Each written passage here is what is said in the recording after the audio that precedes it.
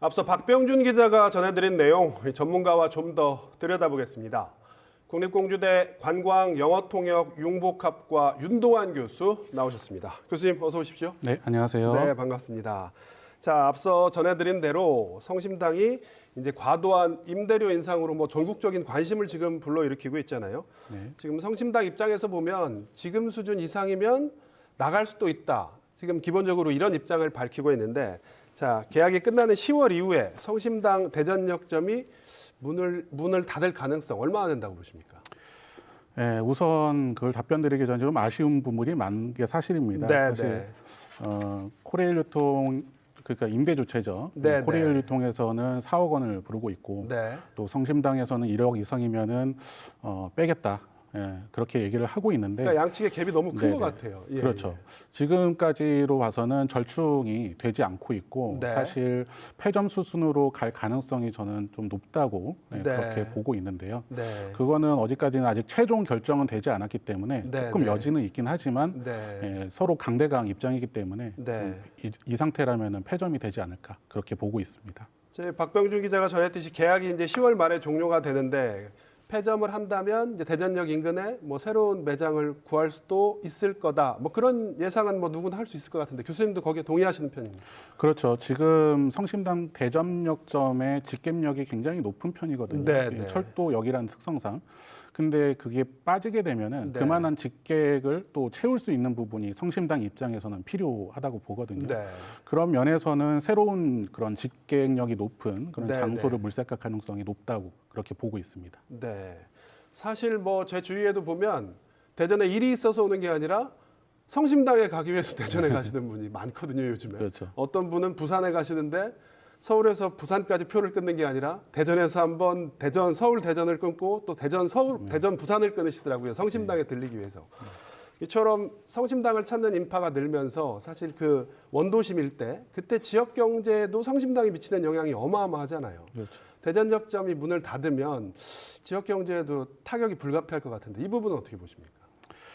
사실 그 우스갯소리로 대전에 빵문한다라는 말이 있거든요. 빵문한다. 예, 방문한다가 아니라 빵문한다가 빵문한다. 네네. 그만큼 이제 어느덧 이제 대전에는 네. 대표하는 이미지가 예전엔 과학의 도시 이미지가 굉장히 컸다면 사실 엑스포였죠. 지금 예. 빵 이미지가 더 그렇습니다. 크게 작용하고 있거든요. 네네. 또 거기다가 대전역이라는 그 접근성이 유리한 그 입지를 가지고 있거든요. 그렇죠. 대전역이 우리나라에서 중간에 위치해 있고 철도에 네. 있어서도. 그런데 거기서 이제 성심당이 빠지게 되면은 네. 그러니까 다른 지역에서 방문했던 방문객들이 네. 조금 방문하는데 어려움을 겪을 수밖에 없거든요. 네네. 그런 점에서 보자면은 사실 좀 그 대전의 입장에서도 그렇고 네. 성심당의 입장에서도 그렇고 또 코레일 유통 측면에서도 그렇고 네. 소비자 입장에서도 그렇고 누가 이득을 볼 주체가 없는 게 그런 사실이고요. 네. 또 그 방문객들이 줄으면은 당연히 그 인근의 그 성심당을 찾아왔지만 그 대전 원도심 주변도 한번 가서 뭐 사 먹기도 하고 다른 것들도 경험을 해볼 수 있는데 그런 인구까지 같이 줄어들 수 있는 네. 우려가 있는 점이 좀 리스크라고 보고 있습니다. 사실 빵 사러 와서 칼국수 드시고 가시고 뭐 그렇죠. 두루치기 드시고 가시고 이런 분들 정말 많으신데 네. 그런 분들도 많이 줄어들 수밖에 없다. 네네. 그렇죠. 네. 그리고 제 생각에 무엇보다도 이 성심당이 어떻게 보면 지금 대전 관광의 마중물이 되고 있거든요. 네네. 그러니까 성심당을 통해서 연결시킬 수 있는 여러 가지 관광 자원들이 많이 있어요. 네네.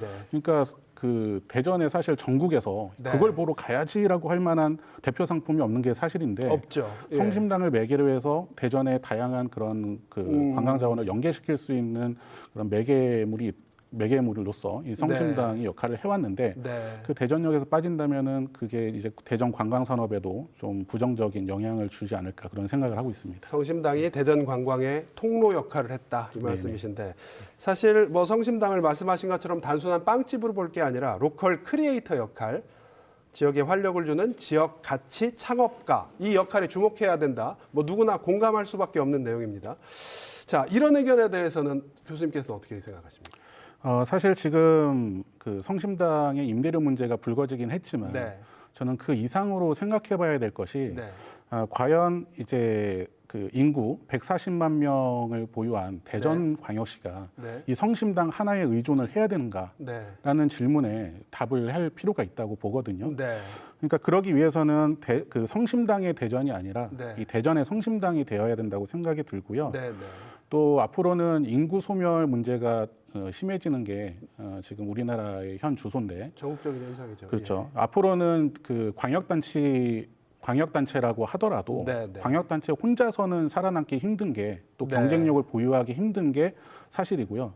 또 광역시 주변으로 있는 중소도시들이 많이 있거든요. 네. 그러니까 대전을 예를 들면은 금산군, 공주시, 네. 부여군 그런 중소도시들이 많이 있습니다. 네. 그런 도시들과도 같이 상생을 해야 네. 이 충청권 지역의 경쟁력이 같이 살아날 수 있는 거거든요. 네. 네. 그런 점에서 저는 앞으로는 이런 로컬 크리에이터, 지역 전문가라든지 네. 지역 창업가들을 좀 적극적으로 발굴을 해서 네. 이런 연계 관광 상품 같은 것들도 많이 만들고 네. 제2의 성심당이 나올 수 있도록 그런 지자체에서는 또 적극적인 지원이 필요할 것이라고 그렇게 생각이 듭니다. 제2의 성심당, 제3의 성심당을 발굴하고 지원하는 게 지역 소멸을 막는 길이다.